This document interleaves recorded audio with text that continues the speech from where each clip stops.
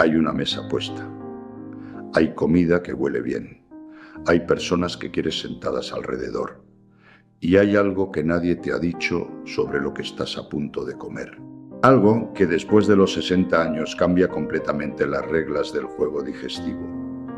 Algo que explica por qué después de ciertas comidas te quedas hinchado durante horas, aunque hayas comido de forma aparentemente normal. ¿Por qué a veces el estómago duele sin motivo aparente? ¿Por qué la digestión, que antes era algo que ni notabas, se ha convertido en algo que ocupa tus pensamientos cada vez con más frecuencia? Y lo más importante de todo es que ese algo no tiene que ver solo con qué comes, tiene que ver con qué comes junto a qué, con las combinaciones, con el orden, con los tiempos, con algo que en medicina nutricional llevamos décadas estudiando y que sin embargo raramente llega a las consultas de medicina general porque requiere más de 15 minutos explicarlo bien. Hoy tienes esos minutos y yo tengo las ganas de usarlos contigo. Pero antes de entrar en las combinaciones concretas que nunca deberías hacer después de los 60, necesito explicarte algo. Algo que es el fundamento de todo lo que vas a escuchar hoy. Algo sin lo cual las recomendaciones serían una lista de normas sin sentido. Y eso algo es lo que le ocurre al sistema digestivo a medida que envejecemos. Porque si no entiendes cómo ha cambiado la digestión a los 60, 70 u 80 años, no entenderás por qué ciertas combinaciones que antes tolerabas perfectamente ahora te generan problemas. El sistema digestivo envejece. Como todo el resto del cuerpo, envejece. Pero lo hace de formas muy específicas que la mayoría de la gente desconoce. Y esas formas específicas son precisamente lo que hace que las combinaciones de alimentos sean tan importantes en la segunda mitad de la vida. El primer cambio es la reducción de la producción de ácido clorhídrico en el estómago. El ácido clorhídrico es fundamental para la digestión. Es el que desnaturaliza las proteínas, es decir, las rompe en su estructura tridimensional para que las enzimas puedan actuar sobre ellas. Es el que activa la pepsina, que es la enzima principal de la digestión de proteínas en el estómago. Es el que crea el ambiente ácido necesario para que el hierro y la vitamina B12 se absorban correctamente. Y es el que funciona como barrera contra los patógenos, matando la mayor parte de las bacterias y virus que ingerimos con los alimentos.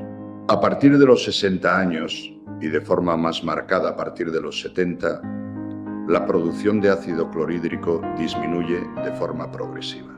Los médicos llamamos a esta condición hipoclorhidria y es mucho más prevalente de lo que generalmente se reconoce.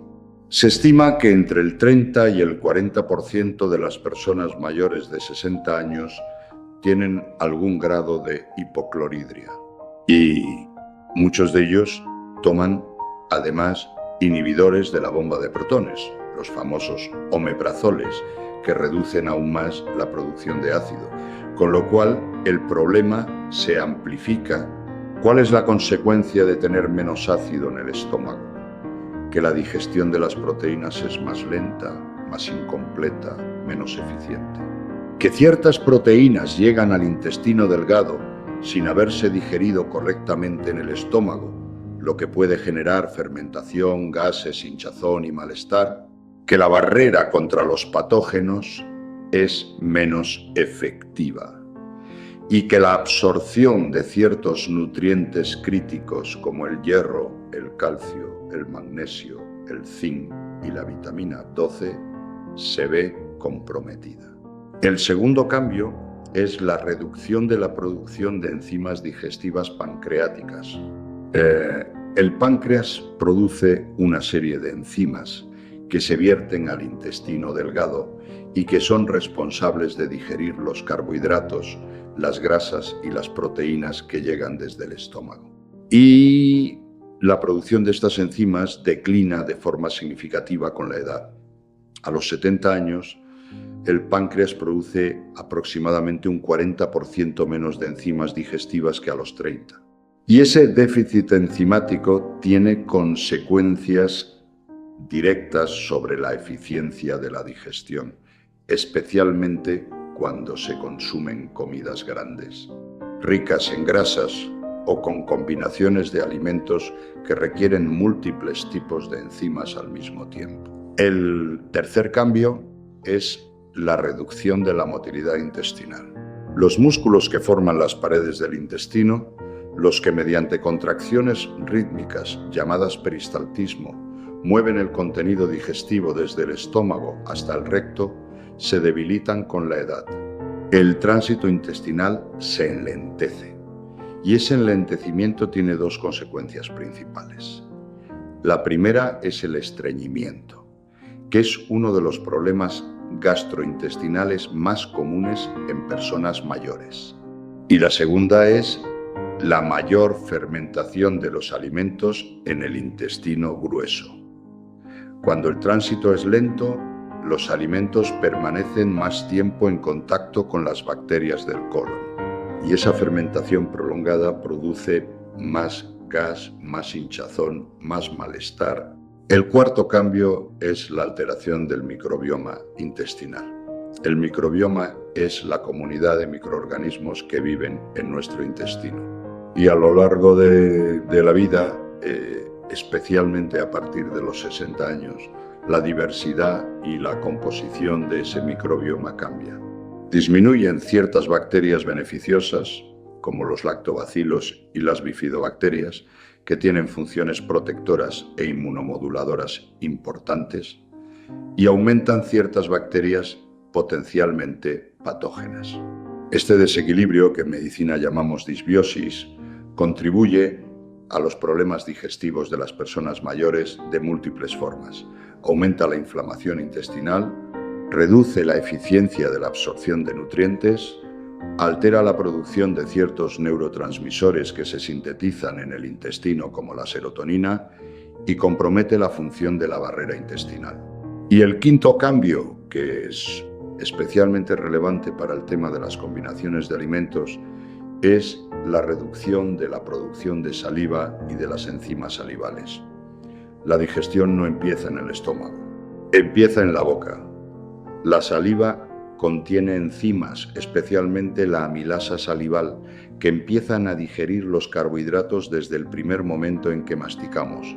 Y cuando la producción de saliva disminuye, como ocurre en muchas personas mayores, especialmente las que toman ciertos medicamentos que tienen la sequedad de boca como efecto secundario, esa primera fase digestiva se ve comprometida y los carbohidratos que llegan al estómago sin haber sido procesados correctamente en la boca generan más fermentación y más malestar en las fases siguientes de la digestión. Todos estos cambios, tomados en conjunto, nos dicen algo muy importante. El sistema digestivo de una persona de 60, 70 u 80 años no tiene la misma capacidad ni la misma tolerancia que tenía a los 40, no puede manejar con la misma eficiencia las mismas cantidades, las mismas combinaciones, los mismos ritmos de alimentación. Necesita más consideración. Necesita que le facilitemos el trabajo en lugar de complicárselo. Y la forma en que más frecuentemente complicamos el trabajo de un sistema digestivo envejecido de forma completamente inconsciente y bien intencionada es a través de las combinaciones de alimentos.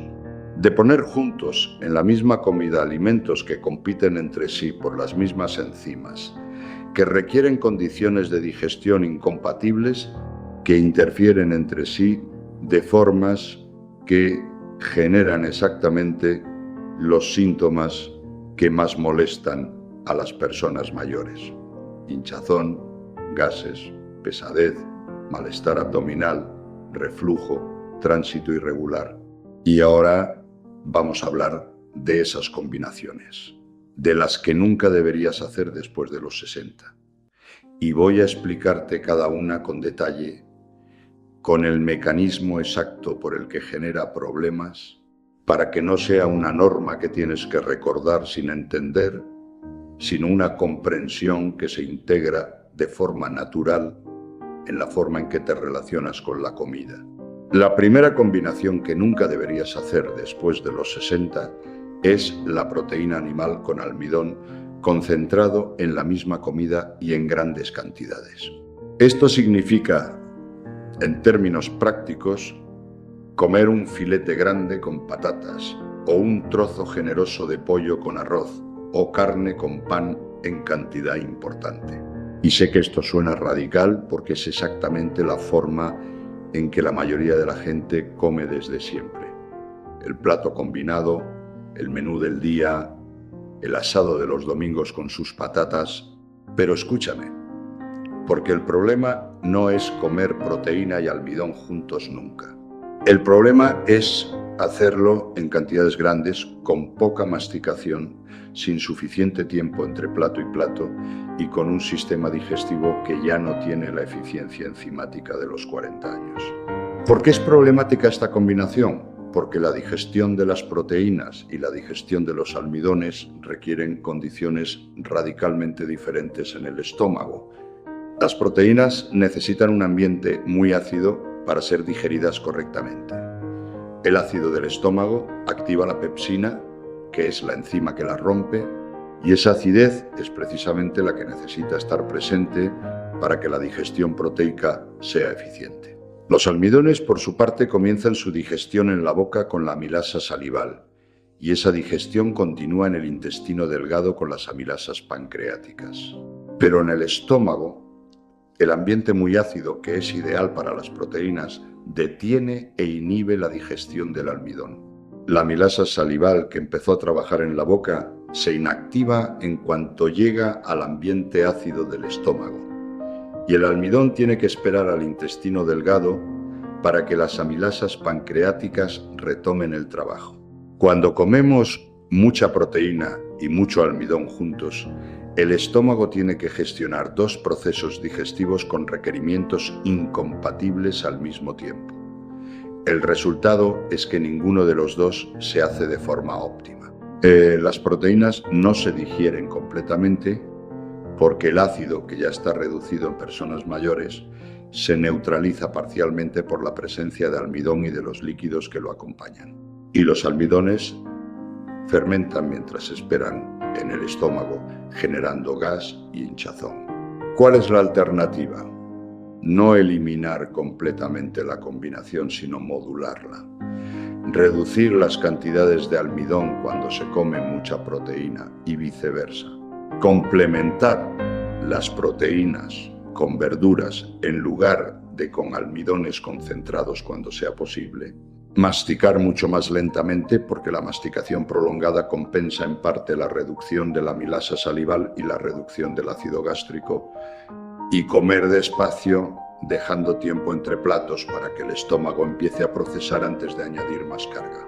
La segunda combinación que nunca deberías hacer después de los 60 es la fruta de postre. Esta es quizás la que más discusión genera porque está tan arraigada en nuestra cultura. El melocotón después de la comida, la mandarina al final de la cena, que parece imposible que pueda ser un problema. Pero déjame explicarte qué le ocurre a la fruta cuando llega al estómago después de una comida copiosa. La fruta, a diferencia de las proteínas, las grasas y los almidones complejos, se digiere muy rápidamente. En condiciones normales, la fruta pasa por el estómago en 20 o 30 minutos y llega al intestino delgado donde se absorbe con rapidez. Ese es su diseño natural, una digestión rápida y eficiente que libera sus azúcares y sus vitaminas de forma relativamente veloz. Pero cuando la fruta se come de postre, después de una comida que incluye proteínas y grasas y almidones, no puede hacer ese tránsito rápido. El estómago está ocupado con la digestión de todo lo que vino antes.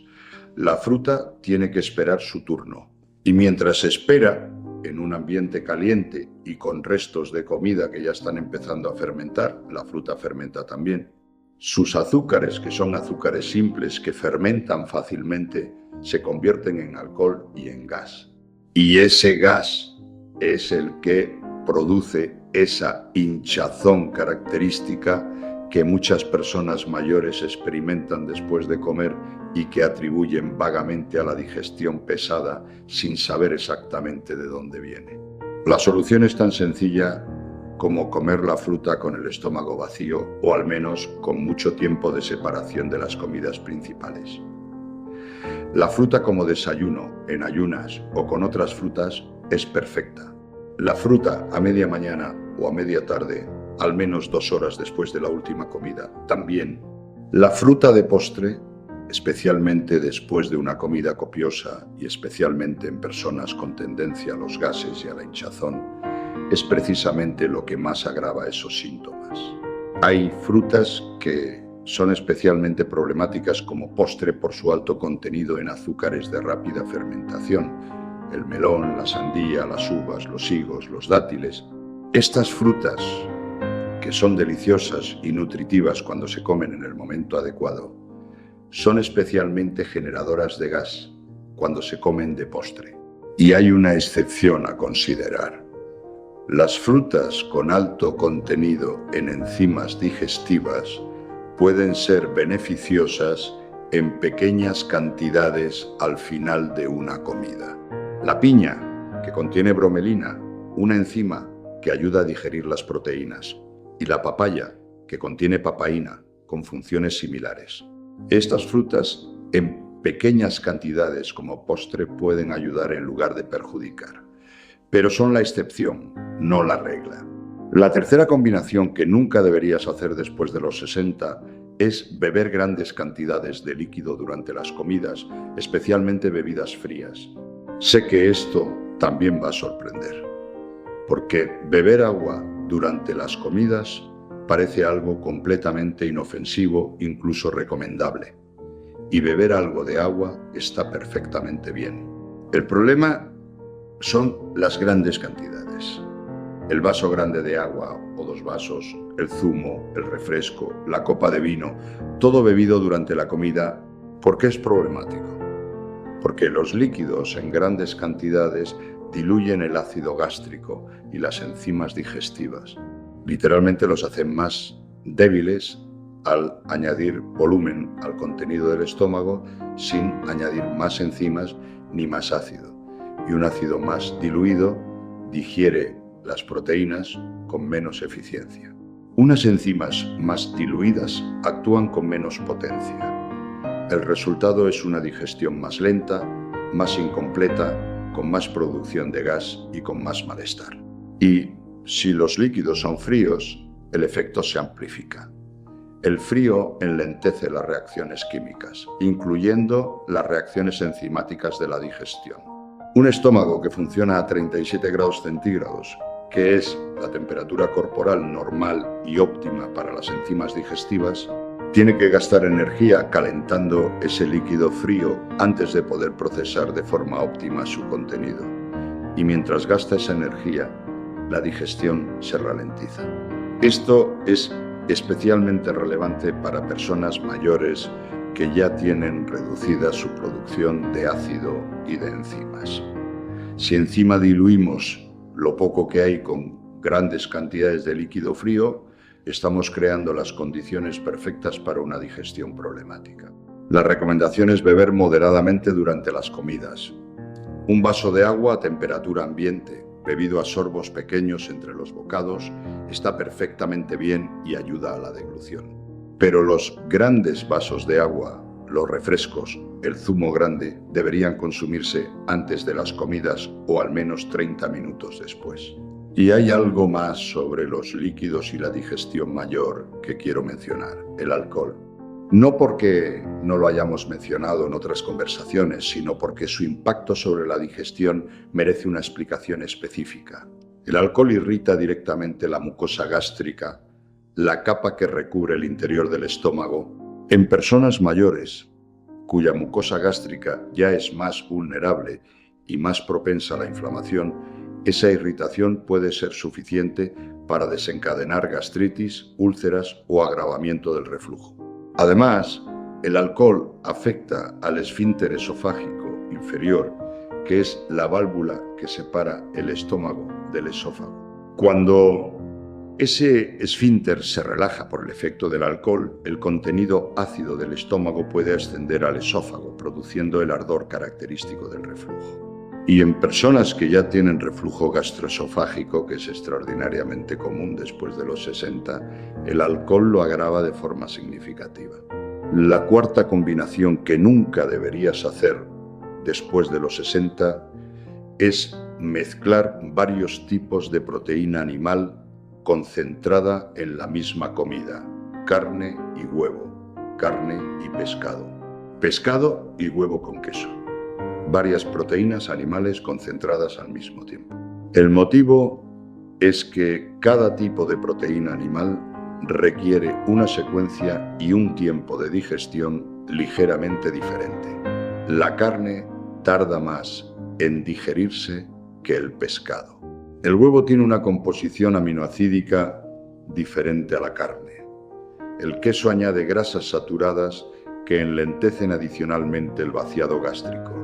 Cuando mezclamos varios tipos de proteína concentrada, el estómago tiene que gestionar simultáneamente todas esas diferencias. Y con un sistema enzimático reducido como el de las personas mayores, esa gestión múltiple puede ser simplemente desbordante. El resultado es digestión lenta, sensación de pesadez prolongada y mayor riesgo de fermentación de las proteínas que no se digieren completamente y que llegan al intestino grueso, donde producen gases con un olor particularmente desagradable, diferente al de la fermentación de los carbohidratos. La recomendación es simplificar las fuentes de proteína en cada comida. Un tipo de proteína animal principal en cantidad moderada es suficiente y es lo que el sistema digestivo de 60, 70 u 80 años puede manejar con mayor eficiencia. La quinta combinación que nunca deberías hacer después de los 60, y esta es una de las que más sorprende a mis pacientes, es el café inmediatamente después de las comidas.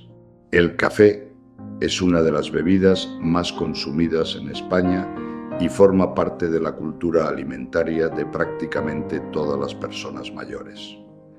El café después de la comida es casi un ritual social y, sin embargo, su impacto sobre la digestión de las personas mayores es significativamente negativo cuando se toma en ese momento específico. ¿Por qué? Primero, porque el café es un potente inhibidor de la absorción de hierro y de calcio. La cafeína y los polifenoles del café se unen al hierro y al calcio presentes en los alimentos y los hacen menos disponibles para la absorción. Si se toma inmediatamente después de la comida, en el momento en que el hierro y el calcio de esa comida están en proceso de ser absorbidos, el café reduce esa absorción de forma significativa. Para personas mayores que ya tienen una absorción de hierro reducida por la hipocloridria y que necesitan el calcio para la salud ósea, esto tiene consecuencias nutricionales reales a largo plazo. Segundo, porque el café estimula la producción de ácido gástrico y al mismo tiempo relaja el esfínter esofágico inferior. Esta combinación, que en estómago sano no es problemática, en personas con reflujo gastroesofágico puede desencadenar un episodio de ardor y de regurgitación especialmente intenso. Y el reflujo después de las comidas, que ya es más frecuente porque el estómago está lleno y la presión sobre el esfínter es mayor, se agrava aún más con el café. Tercero, porque el café tiene un efecto acelerador del tránsito intestinal que puede interferir con la absorción completa de los nutrientes de la comida. Cuando el tránsito se acelera antes de que la absorción haya completado su proceso, ciertos nutrientes pasan demasiado rápido por el intestino delgado y no se absorben adecuadamente. La recomendación no es eliminar el café, es diferirlo. Esperar al menos 45 minutos a 1 hora después de las comidas principales antes de tomarlo. En ese tiempo, los procesos de absorción más críticos ya habrán avanzado suficientemente para que el impacto del café sobre la absorción sea menor. Ahora quiero detenerme, quiero hacer una pausa aquí porque sé que estás escuchando todo esto y quizás estás pensando, doctor, esto es demasiado. Si tengo que preocuparme por todo esto, comer se convierte en un problema en lugar de en un placer. Y entiendo ese pensamiento, de verdad que lo entiendo. Y quiero responderte directamente. No te estoy pidiendo perfección. No te estoy pidiendo que conviertas cada comida en un experimento científico controlado. Te estoy dando información.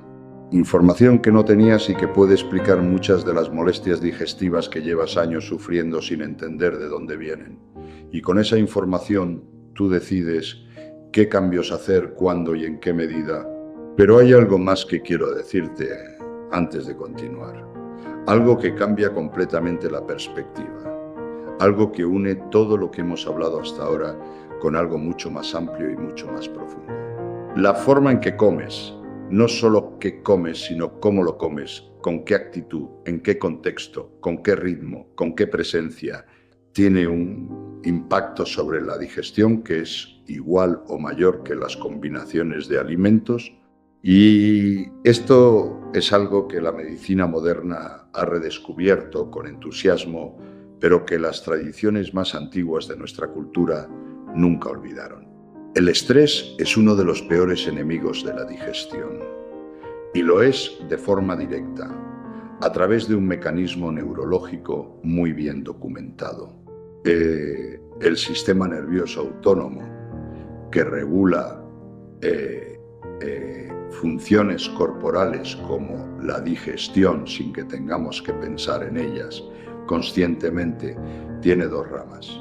El sistema nervioso simpático, que es el del estrés, el de la respuesta de lucha o huida, y el sistema nervioso parasimpático, que es el del descanso y la digestión.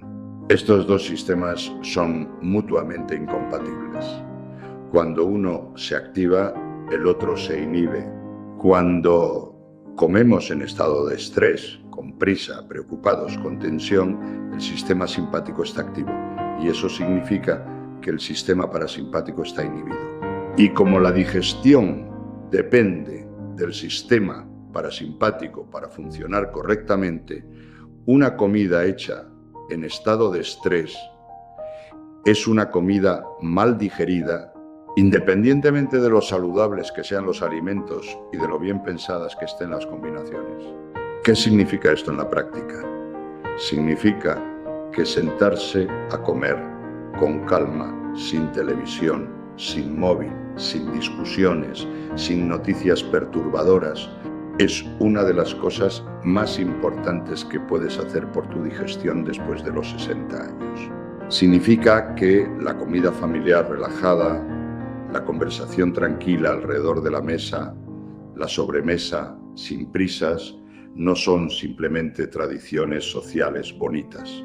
Son prácticas que tienen un impacto biológico real sobre la calidad de la digestión. Y la masticación. La masticación lenta, completa, conscienciosa.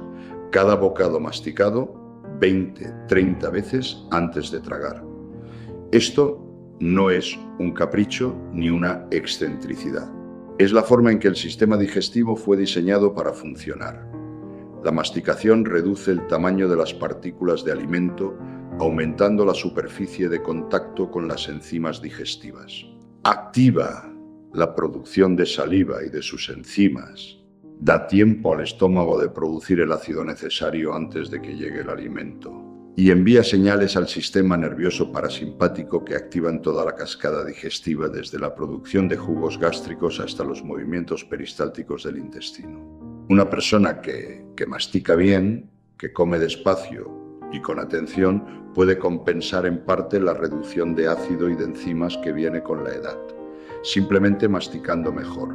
Y ahora quiero hablarte de algo que muy pocas personas asocian con la digestión, pero que tiene un impacto enorme sobre la salud del sistema digestivo de las personas mayores. Algo que está directamente relacionado con las combinaciones de alimentos, pero que va más allá de cualquier combinación específica.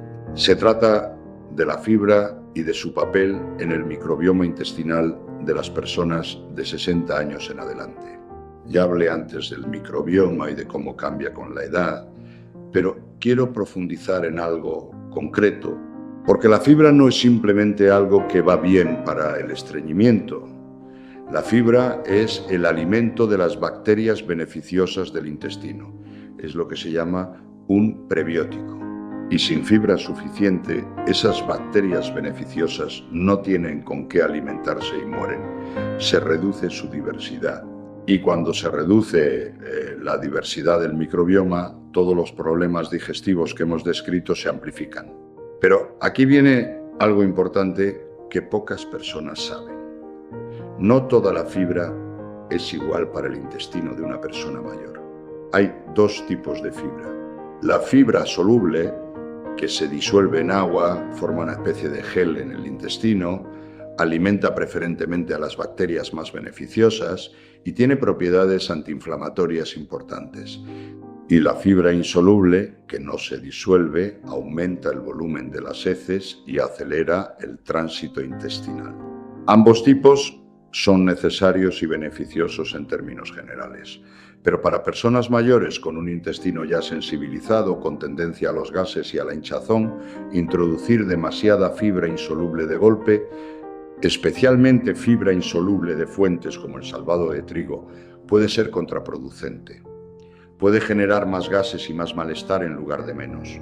La recomendación es priorizar la fibra soluble como avena, legumbres bien cocidas, manzana sin piel, zanahoria cocida, y reducir o modular la fibra insoluble muy densa e introducir cualquier aumento de fibra en la dieta de forma gradual, dando tiempo al microbioma de adaptarse. Un cambio brusco hacia una dieta muy alta en fibra puede generar en las primeras semanas exactamente los síntomas que se quiere evitar: gases, hinchazón, malestar. La gradualidad es fundamental.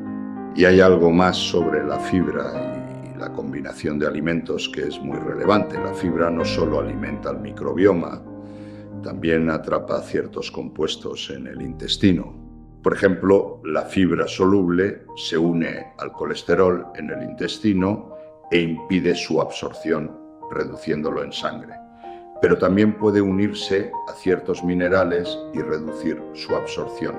El fitato, que está presente en los cereales integrales y en las legumbres, puede reducir la absorción del hierro, del zinc y del calcio.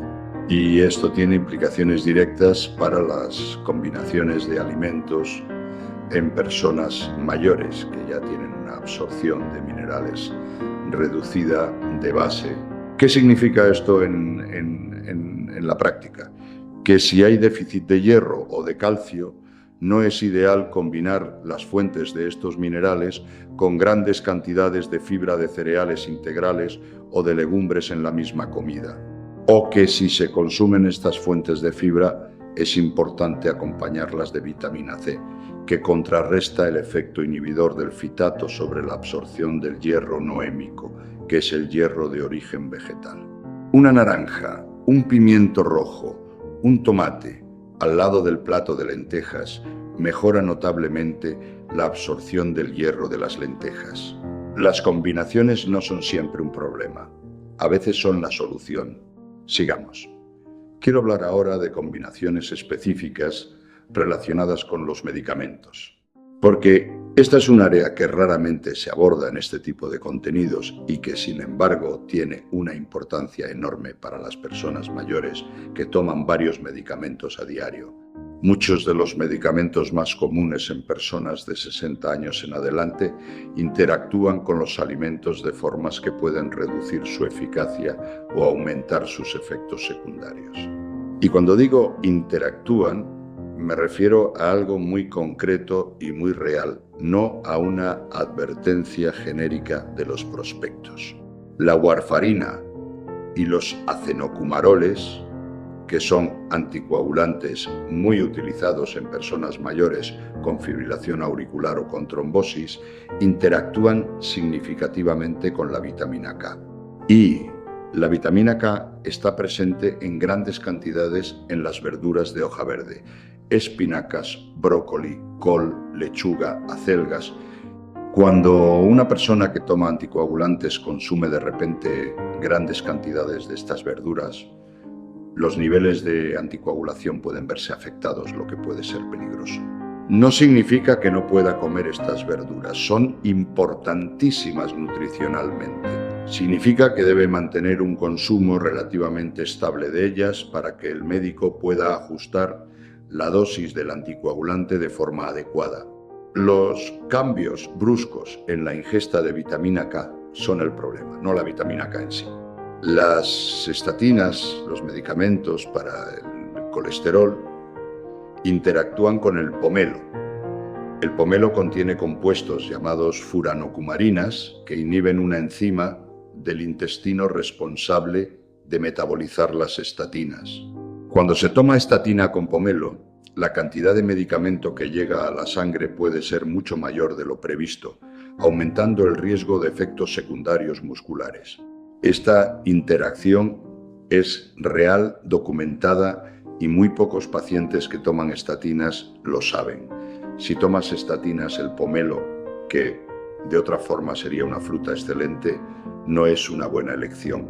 Los inhibidores de la bomba de protones, los omeprazoles, interactúan con el magnesio. El uso prolongado de estos medicamentos reduce la absorción de magnesio, lo que puede llevar a déficit de magnesio con consecuencias sobre los músculos, el corazón y el sistema nervioso. Y muchas personas mayores toman omeprazol durante años, a veces indefinidamente, sin que nadie haya revisado si todavía es necesario y sin que nadie haya vigilado sus niveles de magnesio. Los bifosfonatos, que son medicamentos para la osteoporosis, como el alendronato, deben tomarse con el estómago completamente vacío y con un vaso grande de agua, permaneciendo erguido durante al menos 30 minutos después. Si se toman con comida, con café, con zumo de naranja o si la persona se tumba después de tomarlos, la absorción se reduce drásticamente y el medicamento no hace su efecto. Esta es una de las razones por las que muchos pacientes con osteoporosis no responden al tratamiento. Simplemente lo están tomando de forma incorrecta en relación con los alimentos. Podría seguir. Las interacciones entre alimentos y medicamentos en personas mayores son un campo enorme y subestimado. Lo que quiero que te lleves es la conciencia de que el momento en que tomas los medicamentos en relación con las comidas importa.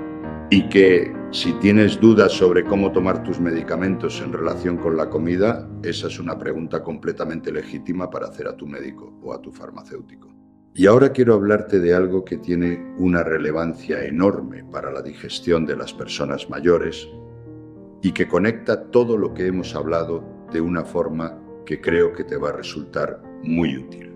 Se trata del horario de las comidas y de su impacto sobre el ritmo circadiano digestivo. El cuerpo humano funciona siguiendo ritmos de aproximadamente 24 horas, que los científicos llaman ritmos circadianos, y el sistema digestivo tiene sus propios ritmos circadianos.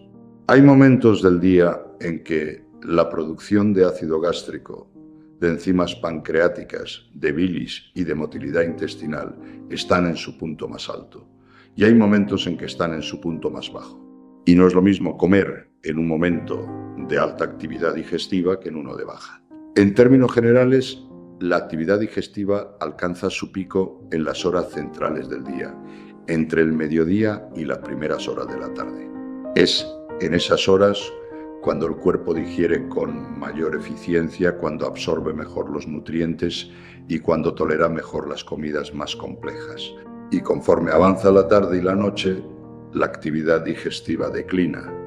El estómago produce menos ácido. El páncreas produce menos enzimas. La motilidad intestinal se enlentece. Esto tiene implicaciones muy concretas para las combinaciones de alimentos. Una combinación que puede manejarse razonablemente bien al mediodía, puede ser mucho más problemática a las 9 de la noche.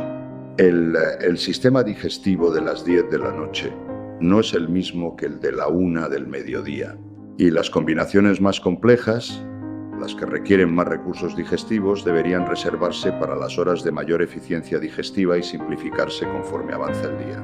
La distribución ideal de las comidas para el sistema digestivo de una persona mayor sería tener el desayuno moderado, la comida del mediodía como la más abundante y la más variada, y la cena como la más ligera y la más sencilla del día.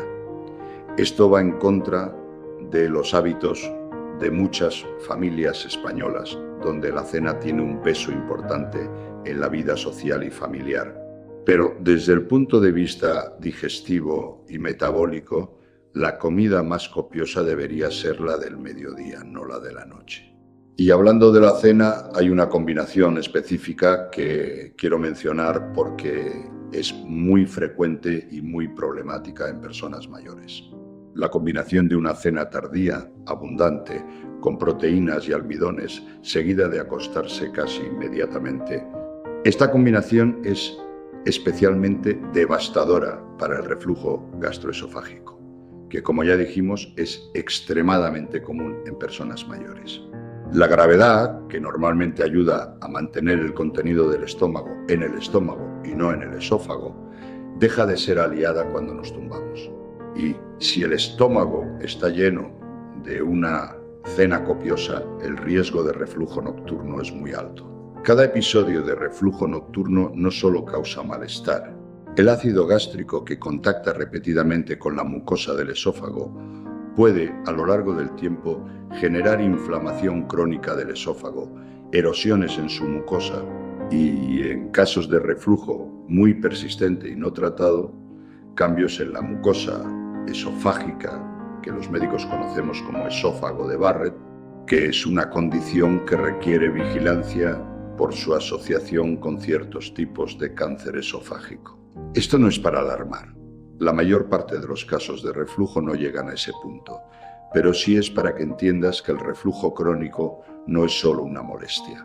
Es una condición que merece atención y que puede ser muy significativamente mejorada con cambios en los hábitos, especialmente en los hábitos relacionados con las combinaciones y los horarios de las comidas.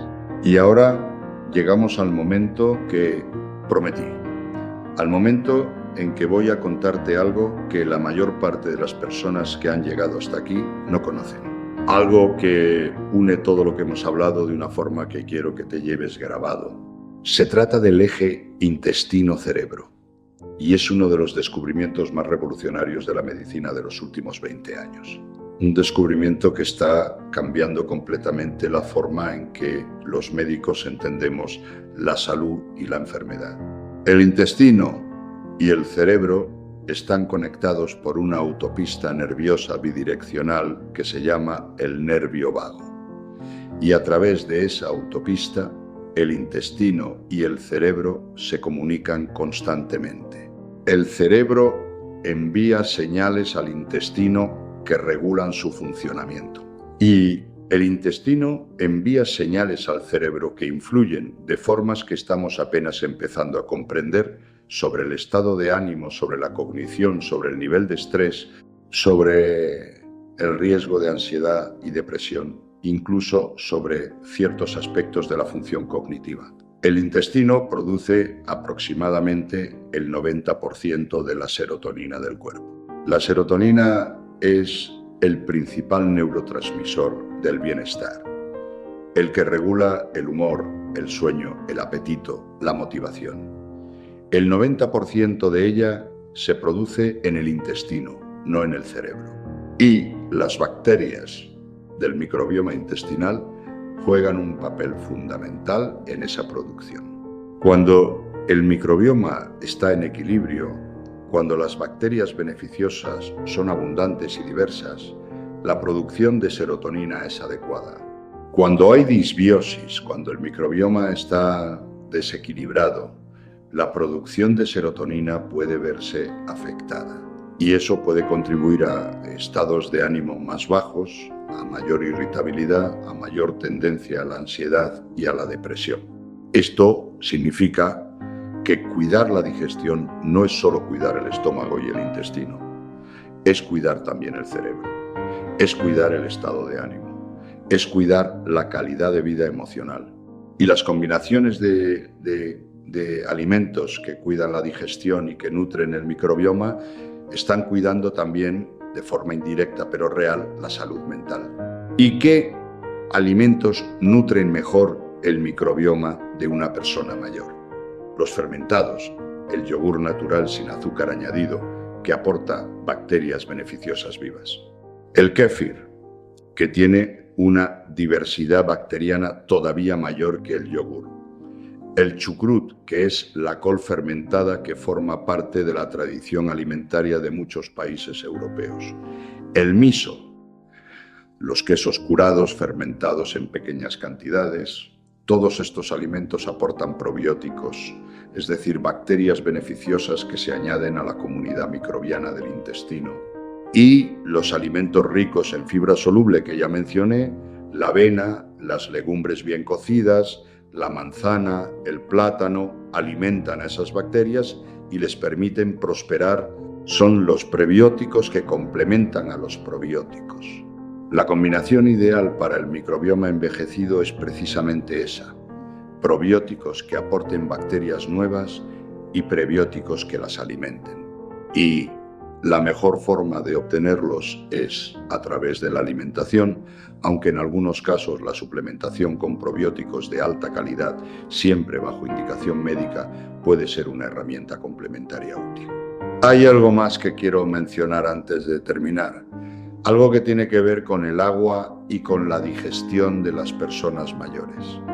Ya hablamos de no beber demasiado líquido durante las comidas, pero quiero hablar del agua en otro contexto muy importante.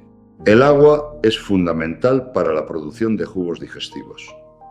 El estómago necesita agua para producir ácido clorhídrico.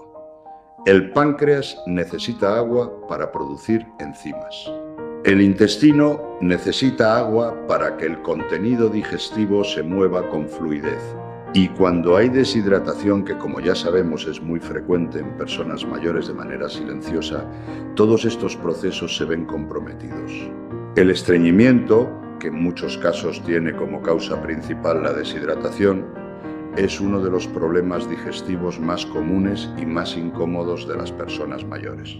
Y una solución muy sencilla para muchos casos de estreñimiento es simplemente beber más agua distribuida a lo largo del día, fuera de las comidas principales. El agua caliente o tibia con el estómago vacío, especialmente por las mañanas, es una práctica que muchas tradiciones de salud han recomendado durante siglos y que tiene respaldo fisiológico. El agua tibia en ayunas estimula la motilidad intestinal, activa la producción de jugos digestivos y ayuda a que el intestino comience el día con movimiento. Muchas personas mayores que incorporan este simple hábito notan una mejora significativa en su tránsito intestinal en pocas semanas. Y quiero terminar con algo que espero que cambie no solo la forma en que piensas sobre las combinaciones de alimentos, sino la forma en que piensas sobre tu relación con la comida en general. La comida, para una persona de 60, 70 u 80 años, no debería ser una fuente de preocupación ni de ansiedad. No debería ser una lista de prohibiciones ni un campo minado de combinaciones peligrosas. Debería ser, como siempre ha sido en la mejor tradición de nuestra cultura, un acto de cuidado, un acto de celebración, un acto de conexión con las personas que amamos y con el placer sencillo de los sabores que nos gustan. Todo lo que te he contado hoy no es para complicarte la vida, es para simplificártela, para explicarte por qué ciertos alimentos que comes con la mejor intención te están generando molestias que no entiendes y para darte herramientas sencillas, aplicables, que puedes integrar de forma gradual y natural en tu forma de comer. Comer temprano, masticar despacio, simplificar las combinaciones en las comidas importantes, no mezclar demasiadas cosas en el mismo plato, comer la fruta separada de las comidas principales, beber el café con calma y con tiempo, cenar ligero, incorporar fermentados, beber agua caliente en ayunas por las mañanas. Ninguna de estas cosas requiere esfuerzo heroico. Ninguna requiere abandonar los sabores que amas ni las tradiciones familiares que te importan. Son ajustes, modulaciones. La diferencia entre una cocina que cuida al cuerpo que tiene que digerirla y una cocina que no lo tiene en cuenta. Tu sistema digestivo lleva 60, 70 u 80 años trabajando para ti. Ha digerido miles de comidas. Ha absorbido los nutrientes que han mantenido tu cuerpo en funcionamiento durante toda una vida. Ha filtrado y eliminado lo que no necesitabas. Es hora de que le devuelvas parte de ese trabajo con un poco más de consideración. No para siempre y de forma perfecta, sino de forma gradual, con paciencia, con curiosidad. Porque descubrir cómo funciona tu cuerpo, entender qué le sienta bien y qué no, qué combinaciones te dan energía y cuáles te pesan, es en sí mismo un acto de inteligencia y de amor propio que nunca llega demasiado tarde. Empieza por lo más sencillo. Esta semana, prueba a comer la fruta a media mañana en lugar de postre y observa. Tu cuerpo tiene mucho que decirte, solo necesitas escucharlo con un poco más de atención de la que le has dado hasta ahora.